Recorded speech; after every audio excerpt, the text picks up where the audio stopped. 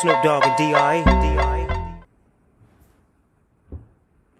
Hello, Nova Nation, and welcome to Villanova Tip Time. I'm your host, Chris Notaro, and we're here to gear up for the most exciting matchup of Sweet 16 Day 1 between your South Region 5-seed Villanova and 1-seed Baylor. There's magic in the air today as the Villanova Wildcats try and pull that Hinkle magic, coming up on CBS at 5:15 Eastern. I'll be here breaking it down until then. Joining me in a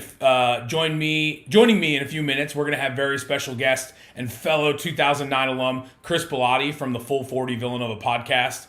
And as always, we have a lot to cover here. So today's topics, we're going to do a quick overview of the remaining field and how we got here, including a quick recap of what we saw from the Cats last in their big round of 32 win over North Texas. But we don't want to spend too much time there because then we're going to bring in Chris from the Full 40.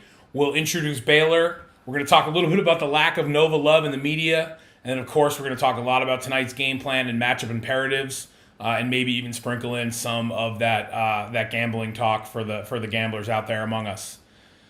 So, man, it's been a crazy week again as Villanova's moved on to the second weekend.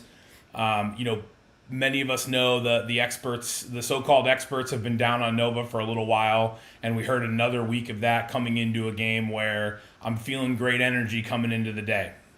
So, overview of the remaining field and how we got here. Let's start out in the West region, where your remaining teams are number 1 Gonzaga, number 5 Creighton, number 6 USC, and number 7 Oregon. Gonzaga kind of doing what they're supposed to do so far, but looking like they might not be beatable.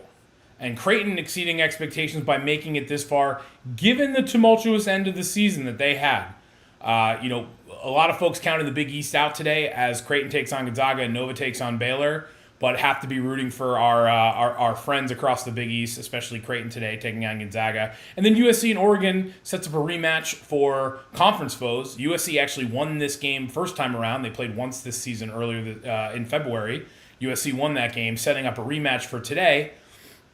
And the Pac-12, rightfully so, being heralded for their performance in the tournament so far. Unfortunately, one of these teams has to go home. The least drunk region of the tournament so far is going to be the East, with number 1 Michigan, number 4 Florida State, number 11 UCLA, and number 2 Alabama. So all chalk there, except for UCLA, who's made it all the way from the play-in games.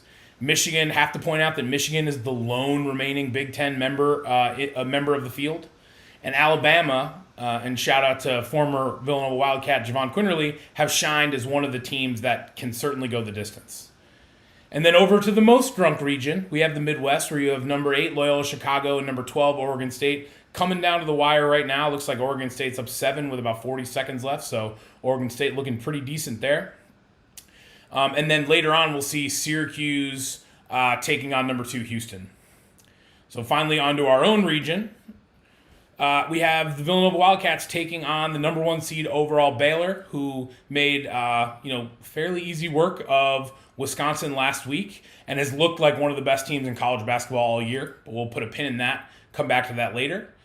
And then you also have Arkansas and Oral Roberts to play the winner of the Baylor-Villanova game, of course, as you all know. But here at Villanova Tip Time, like many in the Villanova content universe and Coach Wright and the program itself, our most important game is our next one, so we're not going to get caught in the trap of looking ahead. So a quick recap of what we saw from the Cats last in that round of 32 huge win over North Texas that actually got us here. Everything was working for Villanova in that game, right? We finished and closed the game out winning 84-61. We were up 20 at halftime, hung on very nicely and just kind of maintained that lead in a back-and-forth volley throughout the second half. And hats off to North Texas for being a great story, a fun team, notching their first tournament win. But alas, it wasn't meant to be for them as the Cats were able to pull away early and look nice and win in a big way. So to look at the game overall, I think especially in the first half, everything was working for Villanova except for Jeremiah Robinson-Earl trying to force some outside shots or kind of demonstrate that part of his game, and they weren't falling. And that was the only constructive criticism for the whole team in the first half. Jermaine Samuels finished with 15 points and 9 boards. And these very strong performances are becoming almost workmanlike for him. Not always the flashiest, but always intense and focused. And you have to really appreciate his senior leadership really shining through his performances night in and night out at this point. Justin Moore joined him with 15 points and 5 boards and is not only looking fully healed, but like a force to be reckoned with, which is good because we're going to need that today. Caleb Daniels looks like he's back on the upswing, not only getting better shots, but making more of them too, or maybe missing fewer. I don't know. But we're gonna need that if we're gonna make some magic today at Hinkle. Chris Arcidiacono really, hit back-to-back threes at one point in the first half, and it almost blew the roof off my house. Definitely scared the heck out of my dogs at the very least. I have a close friend who's a Georgetown alum who, laments how long he had to deal with the continuous stretch between Ryan Arcidiacono and Colin Gillespie. And I just pictured him at home watching Chris Arch bury those back-to-back threes, just screaming just no, to the end of the earth. So that was really, I think that my exact visual at that moment in time, and very satisfying. We also got impeccable minutes off the bench from Cole Swider, who was 3 of 4 from deep, and Brian Anton, who's clearly getting better and better. And then I started out with the criticism on Jeremiah Robinson Earl, but you saw him, you saw him have a decent first half on the stat sheet, albeit not that great from the perimeter. But then there was a noticeable switch in the second half where he was able to make some adjustments and hit a few nice deep shots. And you can't overstate how huge that is for his confidence coming into the biggest game of his career so far. So we don't want to spend too much time looking back. We want to spend the rest of the time looking ahead. I know we're all excited about this Baylor game.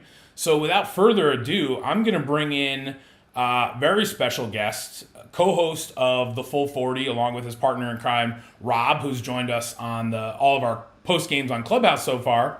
But here with us, we have Chris Bellotti from the Full 40. Say hi to everybody, Chris. What's going on? How's everyone doing? And, we have to call out the Full 40. They've been super supportive of Villanova Tip Time, really from our earliest days. And we have to shout them out because they're in their 4th season, and they've had a who's who of guests over the years. And some of my favorite interviews, even most recently, with the likes of writer Dana O'Neill and a couple of a repeat guest action from John Fanta. And I also have to call out my favorite ever Full 40 content when you did your workout with Coach Shaq Fit. But Full 40's cranking out tons of great content. Chris, what was it like going from just a passionate alum to a recognizable force in the Villanova content community? It's been wild, but the thing that we did was Rob and I were candidly drunk. We watched the Butler game like 3 years ago during the 2018 run, and we were eating some barbecue, and I just said, we can do a podcast. We can do this. Thought that there was some open space for us to do that. We're big fans of Titus and Tate, so we wanted to bring something that's a little bit more fun-oriented to the Villanova content space. And recommendation, start your content in a year where Villanova wins a national championship, because that's very helpful to getting more listeners. So good timing for us. I'm hoping to take a page out of your book there. We'll see. Only time will tell on that one, though. I like it.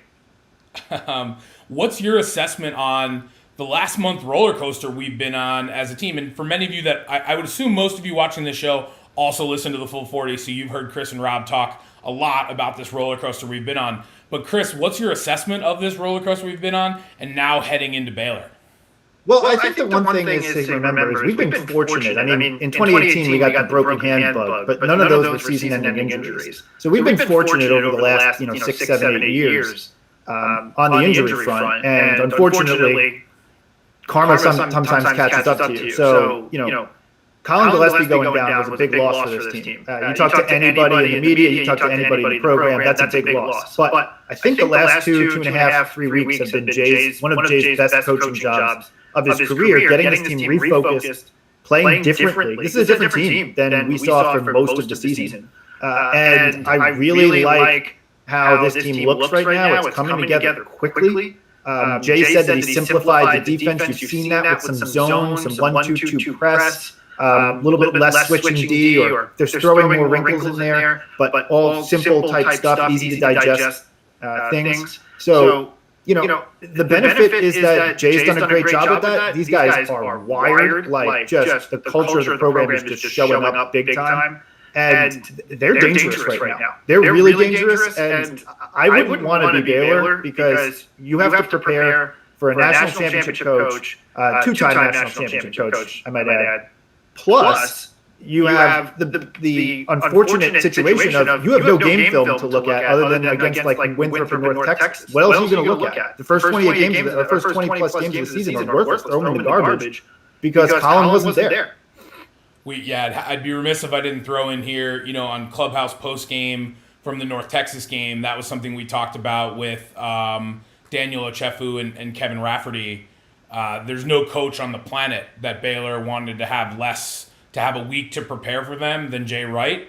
And then throw in, Chris, exactly what we were talking about there of Jay Wright's getting super prepared for them, but they don't really have much to get super prepared for Villanova. So huge advantage Nova there. And I definitely want to talk more about some of those defensive points that you made there when we get really into some of the matchup imperatives in a few moments. But before we get there, I want to talk a little bit about the lack of Nova love in the media this week. Starting earlier on, right very start of the tournament, this on the selection show, I actually have a buddy who tweeted about an hour before the selection show, I can't wait for Villanova to be playing Winthrop in the 5-12 game and for Seth Davis to immediately call Winthrop.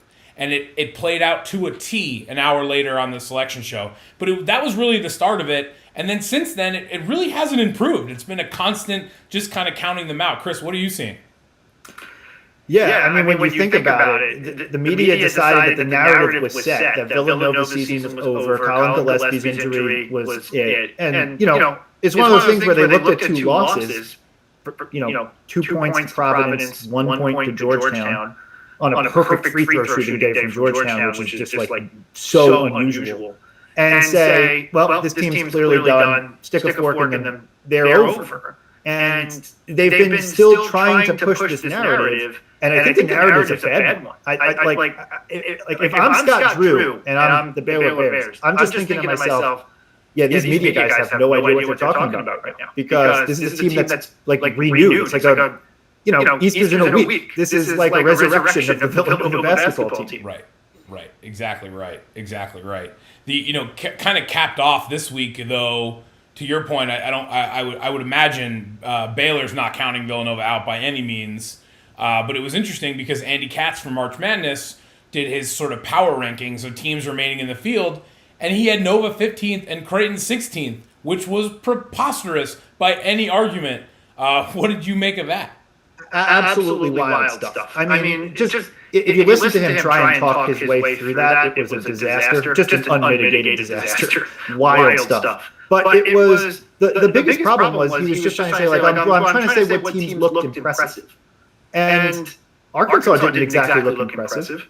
Right. Gonzaga and Baylor looked good, every bit a part of future national champions, but they did not blow your socks off. USC looked really good, absolutely demolishing Kansas, in my opinion. Oregon looked really good against Iowa. Oregon looked great, So I get Villanova and Creighton not necessarily looking like the most impressive of the bunch. I'm not asking for that, but Villanova blew out North Texas, pretty much blew out Winthrop in the second half of that game. I mean, they did total control. There was never a moment in the second half of the Winthrop game where you doubted our ability to win that game. And North Texas was like, maybe 5 minutes of a little bit of head-scratching stuff and then just absolute afterburners. And we never looked back. So Villanova looked impressive in its two games, one of which came against a team that beat Purdue. So, I mean, it was wild when Andy Katz did. Even when Doug Gottlieb calls you out, which I saw he did. When Doug Gottlieb calls you out saying Andy Katz is, I don't know why he's so low in the Wildcats, that's a bad sign. You're spot on. We are exactly 15 minutes until scheduled tip-off coming up at 5:15 Eastern on CBS. So what better time than to switch over and introduce Baylor, introduce the team that we're going to be playing, talk a little bit about who they are and what kind of season they've had. So they're headed by Coach Scott Drew and referred to by the Full 40 as a quote-unquote program on the rise in their Sweet 16 preview episode. Baylor won the Big 12 regular season this year for the first time in 71 years. And has been the number 2 ranked team pretty much all season this year behind Gonzaga. This is most likely Baylor's best team in program history. They finished 24-2. Their only regular season loss was at Kansas after they were coming off a COVID pause, and we know what that hangover is like. This team is so good, and you've heard me say quite a number of times this year on this program that at times, because of their in-conference schedule, I felt like maybe they deserve to jump Gonzaga in the rankings. Now, Gonzaga has showed up with a force through their early tournament games, sort of pushing back on that narrative, but there's no two ways about it that Baylor is a great two-way team. Good offense, good defense. So key stats and points that jump out. Their effective field goal percentage is 62%. That's insane, per KenPom. They shoot over 41% from three. They have a top 25 defense that creates a lot of steals. Add that up, you have a team that unfortunately reminds me of a team that we all know and love in the 2018 Villanova Wildcats. So this Baylor team is super legit. They're going to try and murder you with the three, and if you find a way to get good perimeter pressure on them, they're going to lob it inside for an alley-oop. Players to know before I turn it over to Chris, because I know he's got a lot of thoughts, are going to be their All-American guard, Jared Butler. The list starts with him, averaging just shy of 17 points a game. Also All-American Davion Mitchell, averaging 14 points a game, but probably more importantly that he's averaging 46% from three on his own. And then Maceo Teague is sort of the third guard in this three-headed guard monster of Baylor attack.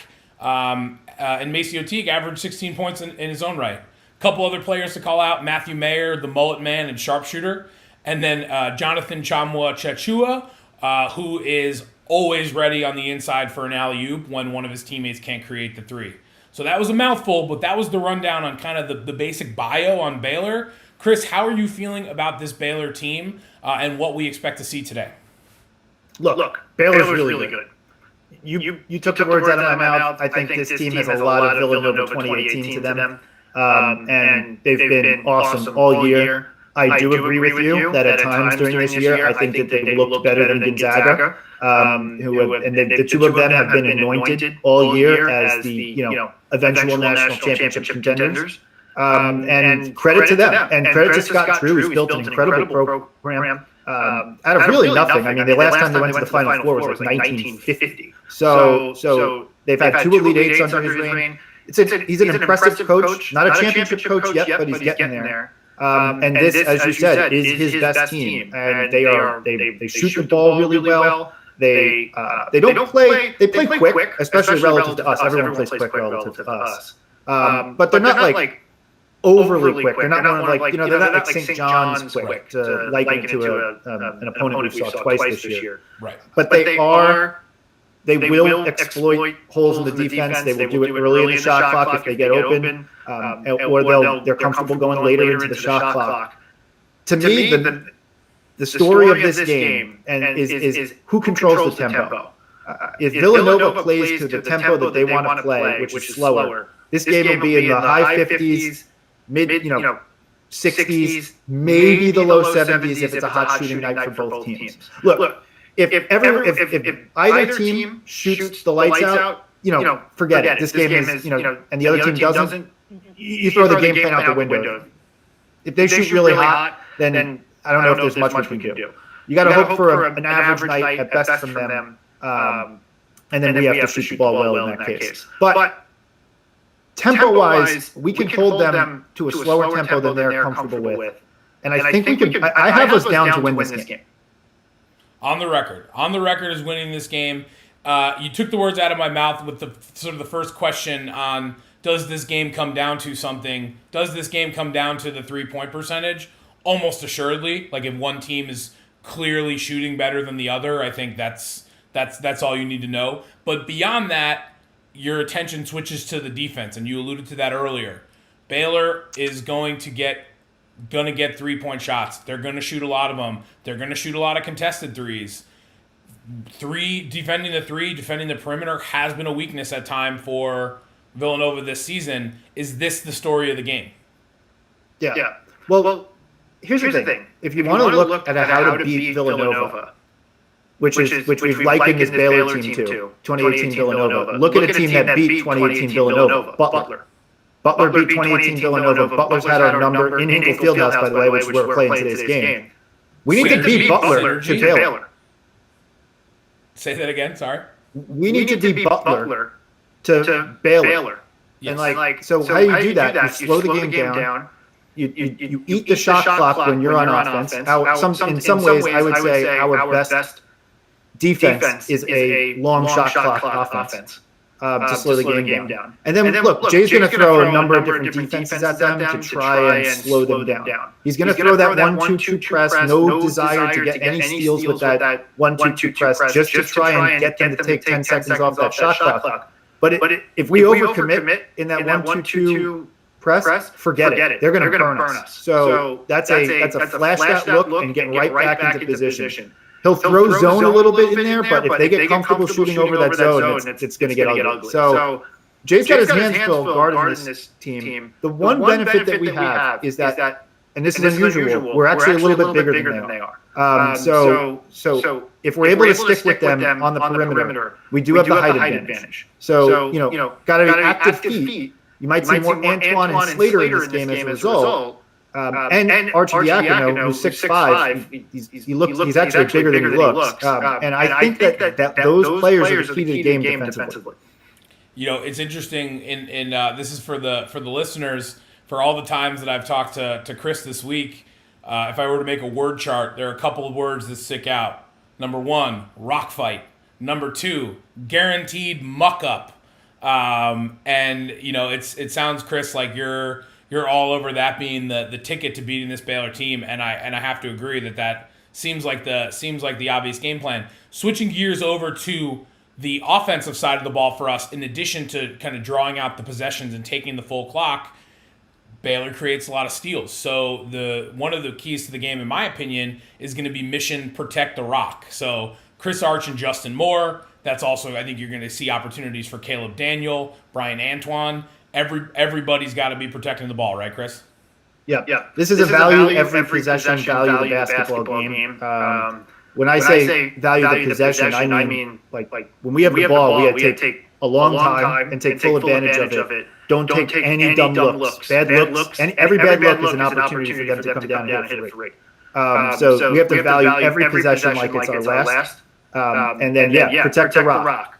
Chris Archidiakono has been awesome at not turning the ball over. Justin Moore's been great at not turning the ball over. This team's been terrific in turnover all season long, and it's continued even after Colin Gillespie has got injured. So definitely got to protect the rock. We will find open looks. This Baylor defense is good, but they're not otherworldly good. So we will get open looks. We just have to work for it and be patient, and then get those open looks and bury them when we do.